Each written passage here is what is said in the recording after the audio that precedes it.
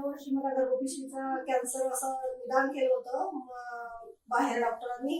परंतु माझ्या नातेवाईकांनी सरांचं मला नाव सुचवलं, महेश पवार सरांचं.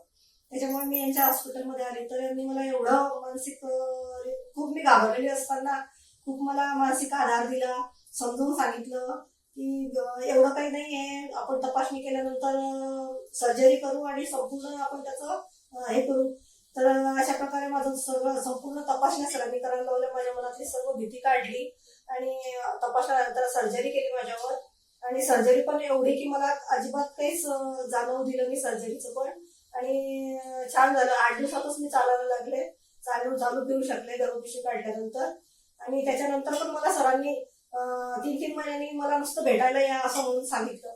तर भीती होती मनामध्ये, परंतु 3 वेळा माझ्या पुन्हा तपासण्या करून घेतल्या. आणि आता 1 वर्ष झालेलं आहे मला. आता पुन्हा एक तपासणी करायला सांगितलं सरांनी. आणि आता पण माझी तपासणी अगदी नॉर्मल आली. तर सर मला खूप मानसिक आधार दिला. आणि माझ्या मिस्टरांनी सर्वच घाबरलेलं होतं जेव्हा माहीत पडलं की गर्भपिशवीचा कॅन्सर आहे म्हणून. परंतु माझ्या मिस्टरांना, माझ्या नातेवाईकांना, सर्वांना सरांनी खूपच मानसिक आधार दिला. आणि माझ्याही मनातली भीती दूर झाली. आता तर मला असं वाटत नाही की मला कॅन्सर झालेला होता म्हणून.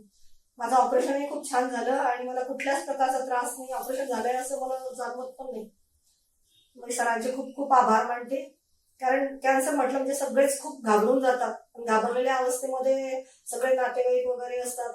परंतु मला एवढा धीर दिला की मी सर्वांना धीर द्यायची की काही घाबरू नका, सरांनी सांगितलं सगळं व्यवस्थित होईल.